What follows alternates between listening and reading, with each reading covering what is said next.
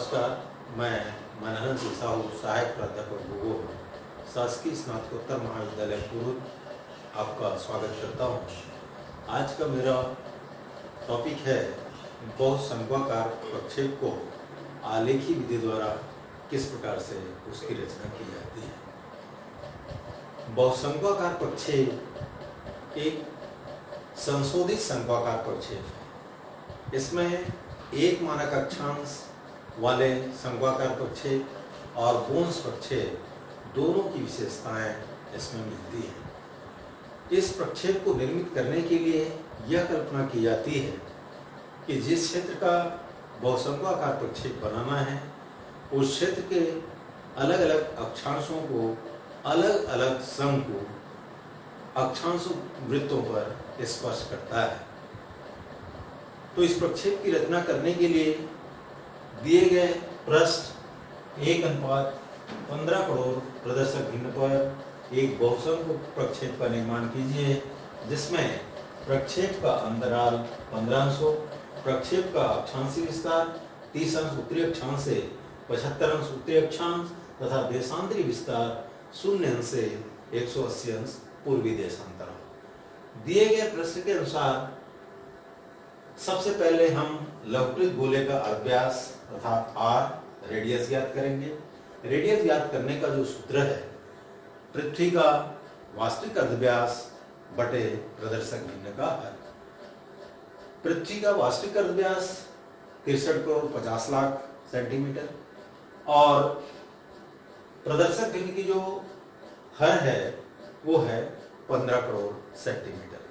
तो 15 करोड़ सेंटीमीटर से अगर 63 करोड़ 50 लाख सेंटीमीटर को हम भाग देते हैं तो रेडियस आता है 4.23 सेंटीमीटर। बहुसंख्याकार प्रक्षेप निर्मित करने के लिए सबसे पहले हम 4.23 सेंटीमीटर का रेडियस लेकर के एक वृत्त का चाप खींचते हैं। वृत्त का चाप खींच लेने के पश्चात इस प्रक्षेप के अक्षांशीय विस्तार को ध्यान में रख करके O को केंद्र मानकर चांदी की सहायता से 30 अंश का कोण, फिर 45 अंश का, फिर 60 अंश का, फिर 75 अंश का कोण हम निर्मित करते हैं। कोण COB 30 अंश, कोण DOB 45 अंश, कोण EOB 60 अंश और कोण FOB ये 75 अंश का कोण निर्मित करते हैं। कोणों के निर्माण के बाद एक मानक अक्षांश में जहां हम मानक अक्षांश को निर्मित करने के लिए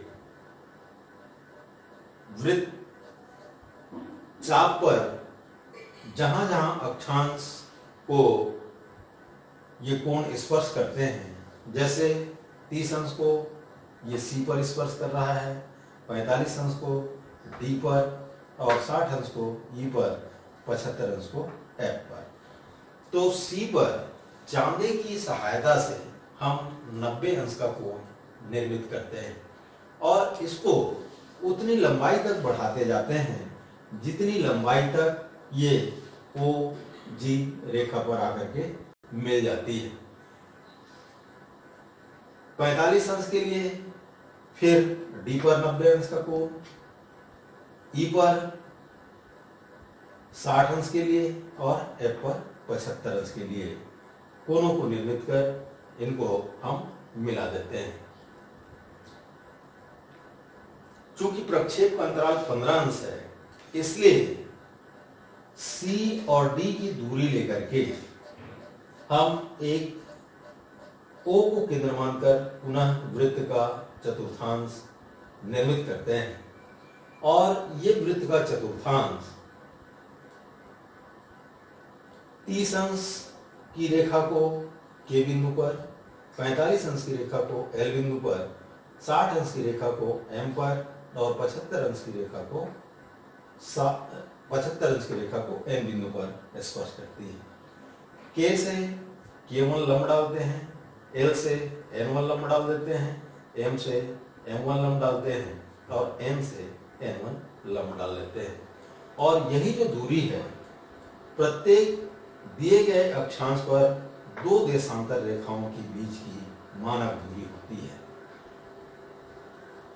इसके पश्चात हम एक लंबवत सरल रेखा खींचते हैं जो केंद्रीय मध्याह्न रेखा के रूप में होती है। इस केंद्रीय मध्याह्न रेखा पर सर्वप्रथम G और C के बीच की जो दूरी है, इस दूरी को लेकर के G1 और C1 ये इसके बीच हम इस G1 केंद्र से एक वृत्त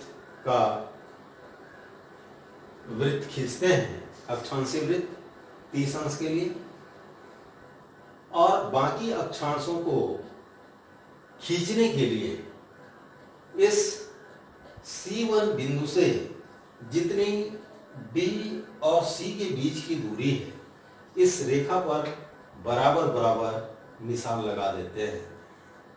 30 अंश उत्तरी अक्षांश से 45 अंश उत्तरी अक्षांश के लिए, 60 अंश उत्तरी अक्षांश के लिए और 75 अंश उत्तरी अक्षांश के लिए निशान लगाते हैं। इसके बाद चूंकि इसमें अलग अलग शंकु को केंद्र मानकर अक्षांशीय वृत्त खींचा जाता है, इसलिए 45 अंश के लिए हम H और D के बीच ये D1 पर हम डिवाइडर की नोक को रखते हैं और सेंटर जो है ये H1 पे, और यहां से वृत्त का चाप हम लेते हैं। इसी प्रकार से 60 अंश के लिए E पर रख करके I1 वहां से वृत्त का चाप खींचते हैं। 75 अंश के लिए हम F और J के बीच की जो दूरी है, इस दूरी को आधार मान करके हम वृत्त का चापी या कोणीय दूरी निर्मित करते हैं, और इस प्रकार से अक्षांश रेखाओं को हम पूर्ण करते हैं। देशांतर रेखाओं को खींचने के लिए चूंकि इस प्रक्षेप में कुल देशांतर रेखाएं 13 हैं, 0 अंश से लेकर के 180 अंश पूर्वी देशांतर तक इस प्रक्षेप का विस्तार है, तो केंद्रीय मध्याह्न जो रेखा है ये 90 अंश पूर्वी देशांतर की रेखा होगी, और इस 90 अंश पूर्वी देशांतर रेखा से पूर्व की ओर 6 और पश्चिम की ओर 6 ये देशांतर रेखाएं बनानी होगी। देशांतर रेखाओं को खींचने के लिए 30 अंश उत्तरी अक्षांश पर K से K1 के बीच की दूरी, 45 अंश पर L से L1 के बीच की दूरी, 60 अंश पर M से M1 के बीच की दूरी और 75 अंश पर N से N1 के बीच की दूरी लेकर के इन अक्षांश वृत्तों को केंद्रीय मध्याह्न रेखा से 6-6 भागों में विभाजित कर देते हैं। विभाजित करने के बाद इन बिंदुओं को मिलाने के लिए फ्रेंच कर्व का उपयोग किया जाता है, और उसमें हम आसानी से इन देशांतर रेखाओं को बनाते हैं, क्योंकि देशांतर रेखाएं इसमें वक्राकार होती हैं। वक्राकार होने के कारण मिलाने में, देशांतर रेखाओं को खींचने में थोड़ी असुविधा जरूर होती है, लेकिन अभ्यास के बाद ये आसानी से खींचा जा सकता है। इस प्रकार से प्रक्षेप निर्मित होने के बाद यथास्थान उसका मान हम लिख देते हैं।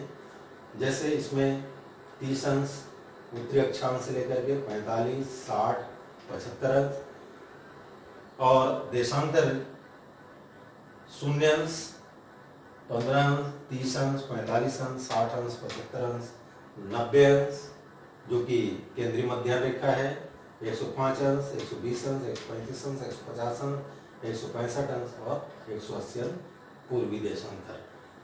ये लिख करके हम अपने प्रक्षेप को पूर्ण करते हैं। इसके साथ साथ ये बात हमेशा ध्यान में रखा जाना चाहिए कि प्रक्षेप का जो शीर्षक हो बहुशंक्वाकार, ये बीचों बीच हो और उसके नीचे प्रदर्शक भिन्न अवश्य लिख दिया जाना चाहिए।